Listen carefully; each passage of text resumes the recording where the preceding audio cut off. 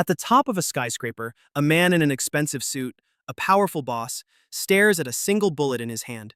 This is no ordinary bullet. It's a rare, untraceable phantom of the arms world.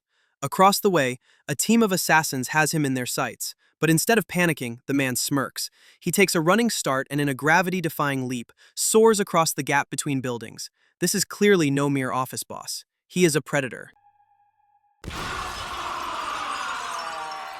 But fate has other plans. A phone rings and a red laser dot appears on the boss's chest. From an impossible distance, thousands of meters away, a sniper is locked onto him. An identical rare bullet flies and the boss is dead before he even knows what hit him. To find out who this mysterious killer is, we must meet the very antithesis of that dangerous world. We must meet Wesley Gibson. Wesley is the definition of the word pathetic. An accounts manager whose life is a cycle of misery. A boss who constantly demeans him, a girlfriend who's cheating on him with his own best friend, and severe panic attacks that force him to swallow tranquilizers every day just to get by.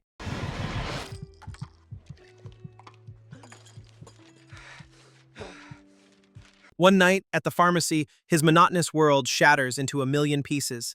A mysterious and deadly woman named Fox approaches him. Calmly, she tells Wesley two things.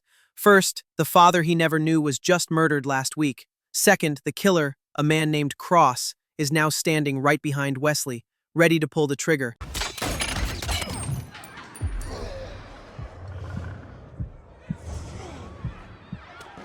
Chaos erupts. A firefight breaks out with skill that defies human logic. Fox, with her unique weapon, can bend bullets around corners. A bewildered Wesley is dragged into Fox's sports car.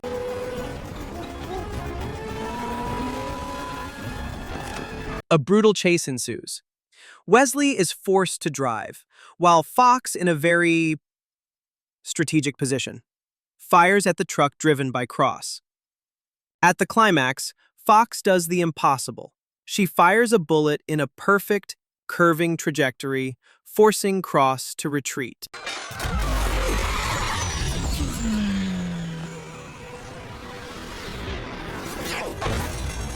Wesley passes out and awakens in a strange place, a giant textile mill that turns out to be the headquarters of the Fraternity of Assassins, a secret brotherhood of killers. Their leader, Sloan, explains everything. The panic attacks Wesley suffers aren't a sickness. They are a gift.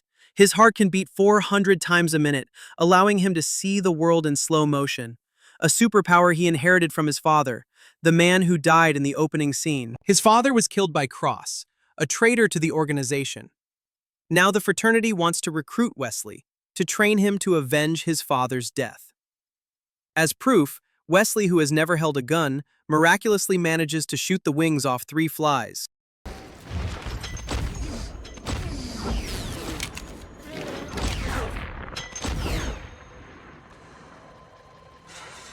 All of his father's assets, including millions of dollars and his favorite pistol, are now his. At first, Wesley refuses, thinking it's all a dream. But when he returns to his apartment and finds the gun and his massive new bank balance, he knows it's real. After unleashing his rage on his condescending boss and punching his girlfriend's lover in the face, Wesley leaves his old life behind for good. He returns to the fraternity, ready for a change. But the path to becoming an assassin is not easy.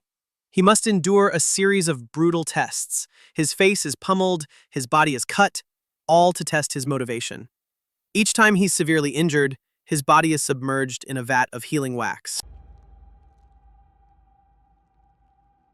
The training is cruel. He's forced to catch a super-fast weaving shuttle until his hands bleed and is thrown from a speeding train, all to sharpen his instincts.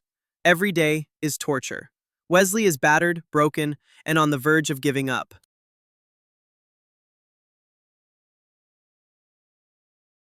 Meanwhile, Cross continues to hunt down fraternity members one by one. Sloan convinces Wesley that he is the only one who can stop Cross. Driven by curiosity about his father and a thirst for revenge, Wesley finally begins to show his talent. He starts to fight back, he beats his trainers, passes the train test, and finally, he reaches the ultimate test, bending a bullet.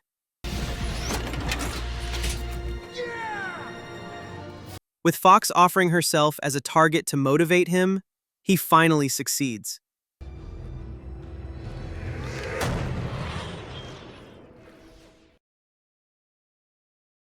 He is no longer the weak Wesley. He has become a weapon. Sloane then reveals the fraternity's greatest secret, an ancient loom of fate. 1,000 years ago, a clan of weavers discovered a mystical language hidden in the fabric. This loom weaves cloth containing the names of people destined to cause evil in the future. The fraternity's job is to kill them before they can commit their crimes. Wesley's first assignment is to kill an ordinary office worker. He hesitates. You want me to kill Robert Dean Darden? But a tragic story from Fox, about how destiny could have been prevented, convinces him. Wesley carries out his mission. Mission after mission, his confidence grows. We don't know how far the ripples of our decisions go. But one night, Cross reappears. A fierce gunfight ensues where their two bullets collide in midair. In the chaos, Wesley accidentally shoots one of his mentors. Filled with guilt and hatred, Wesley vows to find Cross. He finds a clue, a custom bullet made by a craftsman named Pequarski. Wesley sets off alone to find him. This bullet is the first traceable bullet he's ever used. It was made by this man. His name's Pequarski. Behind his back, Sloane gives Fox a new assignment. Wesley's name has appeared on the Loom of Fate. After Wesley kills Cross, Fox must kill Wesley. Your next assignment. Pequarski arranges a meeting between Wesley and Cross on a train. The climactic battle is inevitable. They fire curving bullets at each other among panicked passengers.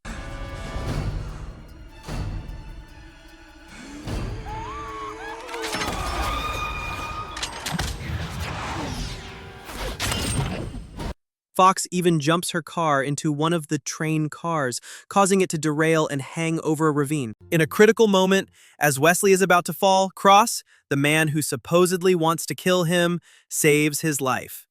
With his dying breath after being shot by Wesley, Cross reveals a devastating truth. Sloane has been lying to you. I am your father.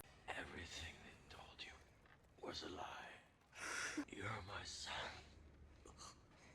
Fox confirms it all. His father was never trying to kill him. He was trying to keep Wesley away from the fraternity.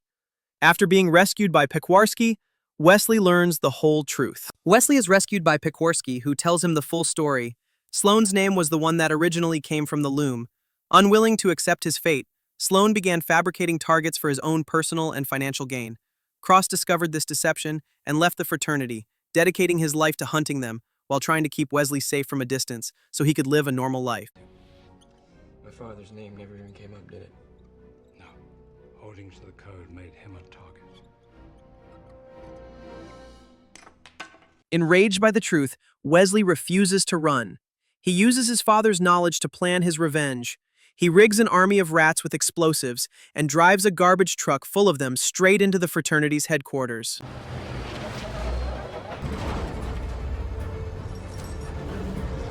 The rat bombs create chaos, and Wesley storms the facility, single-handedly fighting his way through the assassins, including the Butcher. He finally confronts Sloane and the remaining core members in the library. He reveals Sloane's deception, but Sloane counters by claiming all their names have appeared on the loom, and he was only protecting them. He gives them a choice: kill themselves to honor the code, or kill Wesley and live under his lies. Your name. Yours. Everyone in this room. As the other assassins turn their guns on Wesley, Fox, a true believer in the loom's code, makes her choice. She fires a single, impossibly curved bullet that circles the room, killing every member of the fraternity, including herself, while deliberately missing Wesley. Sloane uses the chaos to escape. The story ends with a scene of what appears to be Wesley, back at his old desk, living his former pathetic life. Sloane finds him and puts a gun to his head. However, it's a decoy. The real Wesley, now a master assassin just like his father, is in his apartment hundreds of meters away. Looking through a sniper scope, He utters a final line and fires a single long-distance bullet that kills Sloane, completing his revenge.